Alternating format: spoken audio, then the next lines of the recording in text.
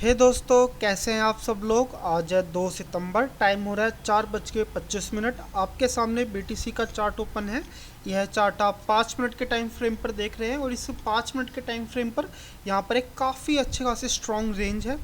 इस रेंज का जो अगर आप सपोर्ट की बात करेंगे तो सपोर्ट है 1,10,000 पर, और वहीं रेजिस्टेंस की बात करें तो रेजिस्टेंस है 1,10,693 पर। ठीक है, ये काफ़ी अच्छी खासी एक स्ट्रॉन्ग एक रेंज है।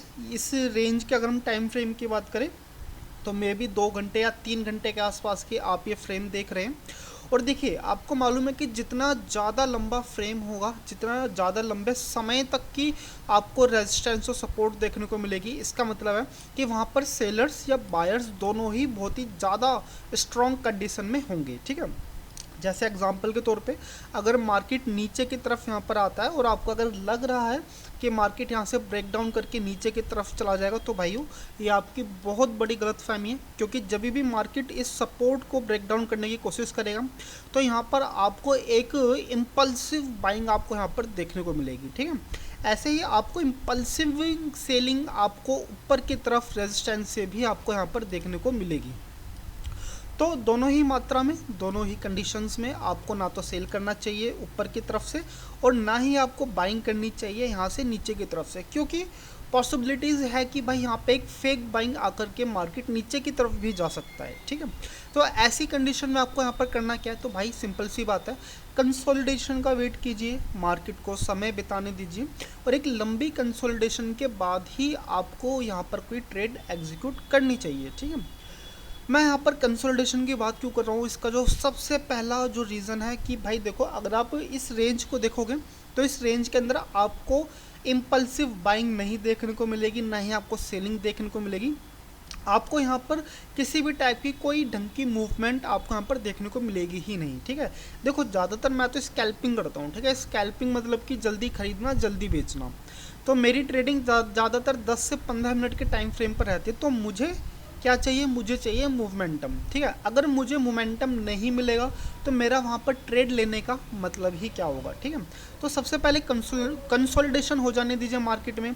मुझे लगेगी कि यहाँ पर अब एक मूवमेंट देखने को मिल रही है तो हम वहाँ पर ट्रेड ज़रूर करेंगे। ठीक है, तो मैंने आपको चीज़ें बता दी हैं, तो फिर चलिए मिलते हैं हम किसी एक अच्छे खासे ट्रेडिंग सेटअप पर। तो है दोस्तों, यहाँ से हम एक ट्रेड एग्जीक्यूट करते हैं, और ये एक छोटा सा एक स्कैल्पिंग ट्रेड ही रहने वाला है। और जो एस एल है, एस एल जस्ट इस कैंडल के टॉप पर रहेगा, जो कि 110,080 है। 110,080।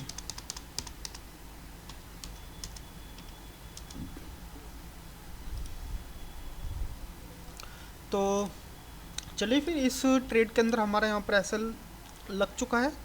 और देखो, इतना तो है कि मैं आपसे कई बार कह चुका हूँ कि जब भी सपोर्ट हो तो सपोर्ट पे यहाँ पर आपको बाइंग देखने को मिलती है, इसमें कोई डाउट वाली बात नहीं है। लेकिन अभी इस कैंडल में काफ़ी अच्छा खासा टाइम है, मे बी यहाँ पर आई थिंक 3 मिनट के आसपास का टाइम है। तो शायद 3 मिनट के अंदर हमें यहाँ पर कुछ पॉजिटिव चीज़ें देखने को मिले, नहीं तो हमारा यहाँ पर जो एस एल है करीबन $850 का ही यहाँ पर हमारा हिट होगा। तो फिर चलिए, मैं आपको, आप इस ट्रेड को देखिए और मैं आपको चीज़ें अपडेट करता हूँ कुछ टाइम बाद।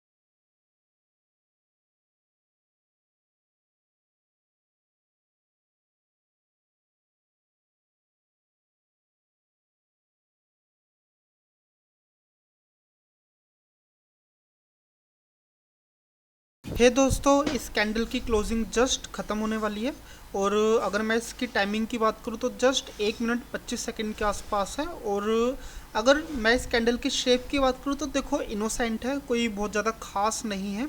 तो सबसे पहले हम हमारा जो पहला जो टारगेट रहता है वो रहता है कि भाई अपने एसएल को मिनिमम टू मिनिमम करना, मिनिमाइज करना, ठीक है। एंड देन अब मुझे इस कैंडल पे कम से कम नहीं तो देखो $52 का ही मुझे यहाँ पर लॉस होने वाला है। इससे ज़्यादा मेरा यहाँ पर लॉस नहीं हो सकता, ठीक है।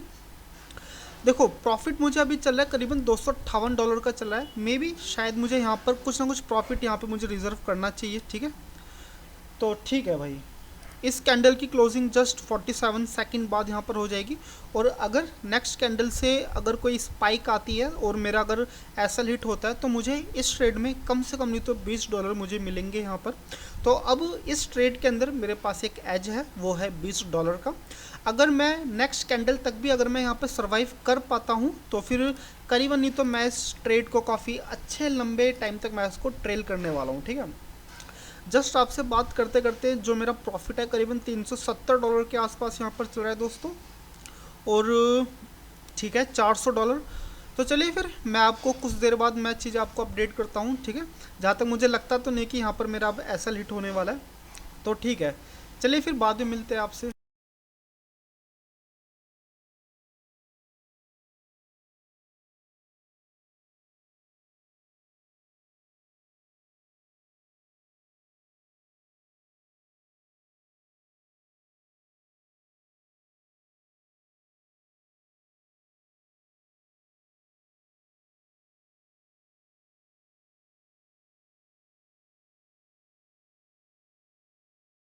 तो हे दोस्तों, यहाँ पर एसएल जस्ट हिट हो चुका है। तो जैसे कि मैं आपसे यहाँ पर कह रहा था कि अगर यहाँ पर मेरा एसएल हिट होता है तो इस ट्रेड में मुझे कम से कम नहीं तो $20 मुझे यहाँ पर मिलेंगे। $20 बिल्कुल न्यूट्रल ट्रेड है भाई, इसको कोई यहाँ पर प्रॉफिट नहीं कहा जा सकता। लेकिन फिर भी लॉस से तो $20 भी काफ़ी खूबसूरत है भाई, देखो, ठीक है।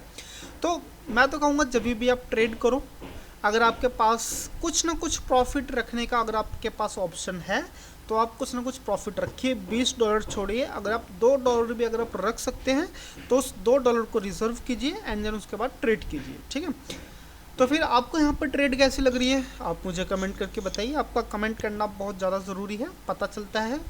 आप चाहे पॉजिटिव कमेंट कीजिए चाहे नेगेटिव कीजिए, लेकिन कमेंट जरूर कीजिए। तो चलिए दोस्तों, मिलते हैं अब कल आपसे। अगर आपने यहाँ तक वीडियो देखी है तो आपके लिए बहुत बहुत साधुवाद।